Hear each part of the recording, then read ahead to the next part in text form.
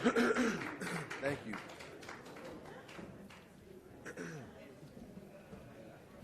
Hello. How does this work? Do we answer questions or? All right, cool. So, yes. Hi, Natalie Robermed here from Forbes. What did it mean to you to be able to show Miami on screen? It meant the world to me. You know, the whole point of this film for Terrell and I, Terrell Alvin McCraney, the playwright, was to tell a very truthful story about how we grew up. And so going to Miami to make the film, because this story, I think, not that it's universal, I think it's very specific, to be honest, but we could have told the story in New Orleans, we could have told it in Atlanta, Georgia, where our budget would have gone much farther than it did in Florida, where there's no tax incentives. But Terrell and I are both from Miami, so the city, it's kind of cliche to say it was a character, but it really was a character in this film.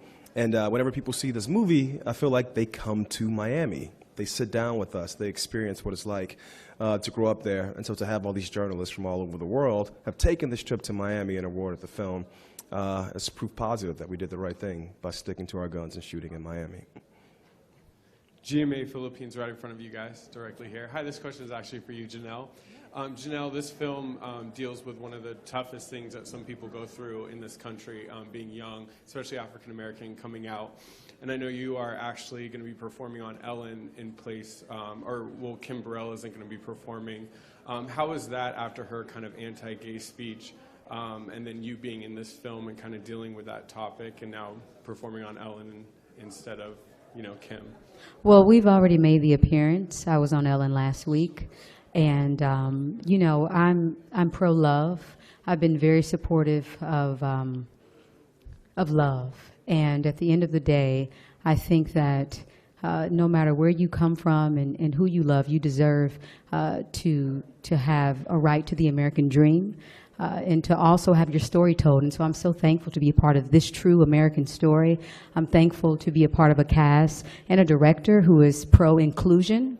And I just think that anybody who is representing hate is a part of the problem, and I hope we can learn from each other and be more empathetic of one another. And I hope that we can all remember at the end of the day, we all bleed the same color.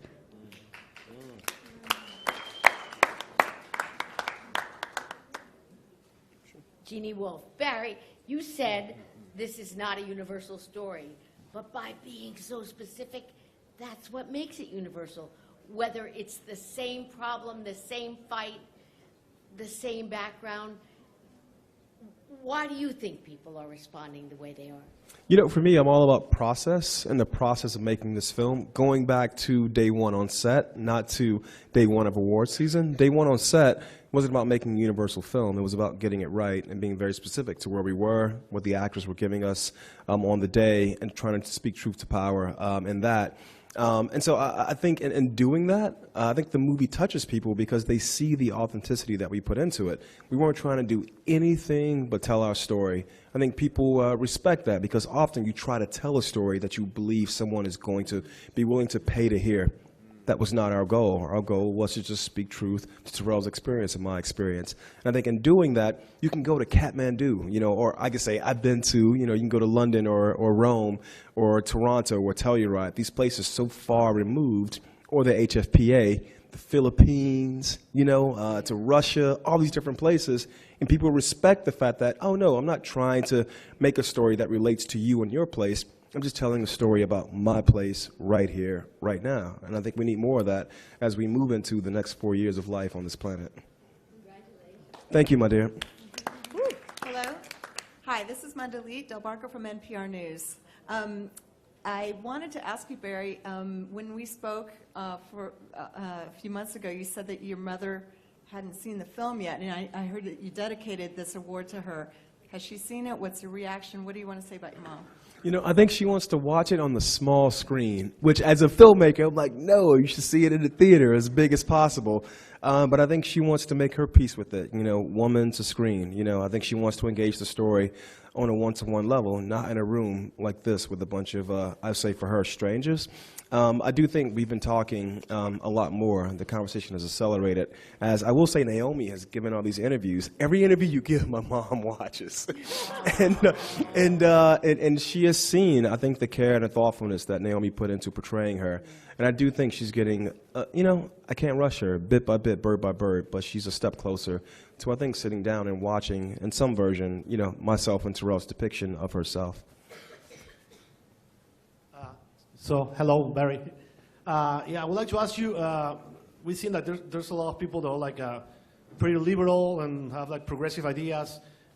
During the show, it's been like shown, and there's been like a lot of like African-American people like winning prizes this year. So it seems that things are changing, but right now we have this new president, and there's a lot of people that think in a different way. So you think like movies can just change things? People are really paying attention. They just want to go to the movies to have fun, and then they don't really care about like social change or trying to do the right thing. Mm-hmm. Yeah, I see what you're saying, but man, there are people who are, my chest is vibrating right now because my phone is buzzing on Twitter and Instagram, people who have seen this film 3 times, 4 times, not as escapism, but as realism. They want to go into the cinema and see something real reflected. You know, all these films, thank you, you know, all these films, they predate.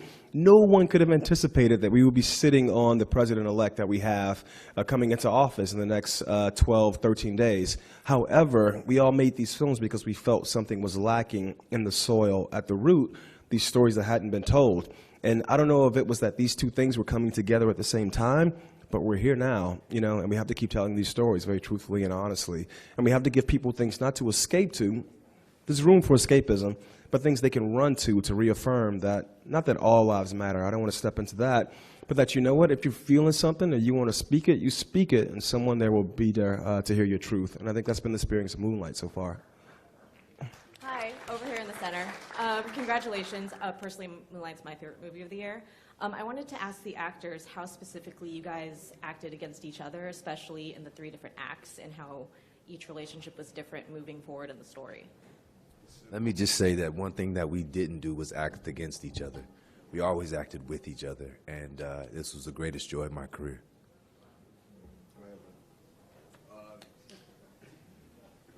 I agree. Yeah, it was really just about sharing the moment and sharing the space with beautiful people and being able to listen and react. You know, that's all it was, and just understanding the situation and understanding who the person was. And trusting this man right here. This is a sort of similar question, actually, for Ashton and Trevante. I read somewhere that you weren't allowed to see each other, all the different versions weren't allowed to see each other during filming. How important was that for the overall effect? And were you surprised, actually, to find continuation within the character when you saw it on screen? I think it was very important because me personally, I would have done any and everything I could to try and, at least a little bit, mimic what the younger versions were doing to try and force some similarity within myself. And I think just not having to focus on that, and again, trusting in Barry, trusting in the script, trusting in my idea of who the person was the most important thing, and allowing me to be free and to just embody the character and just leave it at that. So, I mean, that's where I'm at with it. Yeah, for sure. Just to back on what Trevante was saying, I mean, I think it allowed us to focus on our sections and our circumstances within our sections. Chiron is a different person in every 3 parts of the film, so it allowed us to, again, focus on our circumstances and to tap into that time period of Chiron. So, excuse me, can you tell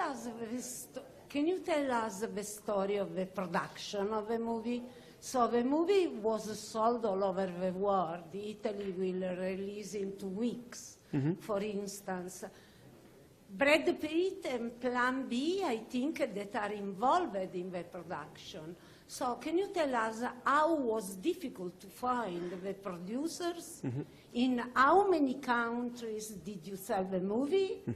And all the news that you can tell us. Cool. I think at this point, A24 sold the movie in, I'll say ballpark, 20 territories internationally, which is amazing for a film set in this world featuring these characters. I mean, we all know, I will say the myth that has been propagated about what a film, what a cast that looks like this and a story that's set in this world, where it can show, where people will come out and see it. This movie has defied those, not expectations, but I think those perceptions. I made a movie in 2008 called Medicine for Melancholy, very small film, $15,000 budget. And the good folks at Plan B saw that film. We started talking, nothing came of it. I think I wasn't ready at that point. And when I had the screenplay for Moonlight with my first producer, Adela Romansky, who I went to film school with, the cinematographer and both editors also went to film school with me at Florida State University. We sent the script to Plan B, and they read it, and immediately they said that they wanted to get involved. They had seen the first film and thought, what could this guy do? What could these people do with a larger canvas? And then from Plan B, they took it to A24. A24 at that point only distributed films. They didn't finance them. But they believed in our voice so much, I'll say my voice and Terrell's voice, that they literally opened a new lane, as the kids say, in their business to finance a film. It's the first film financed by A24. From there, it was just like an open door. It was like, this is the budget, here are the parameters. Go out and make the film you want to make. And it was a beautiful process. They allowed me to do the things I wanted to do, and yet they asked questions. And those questions always led to answers, but they allowed me to decide when the answer had been reached. So it was a beautiful process. I feel very fortunate and very privileged to have made this film with Plan B, A24, and Adela Romansky. Great. Thank you very much. Thank you very much, Brent. Much love to the Hollywood Foreign Press Association. Thank you.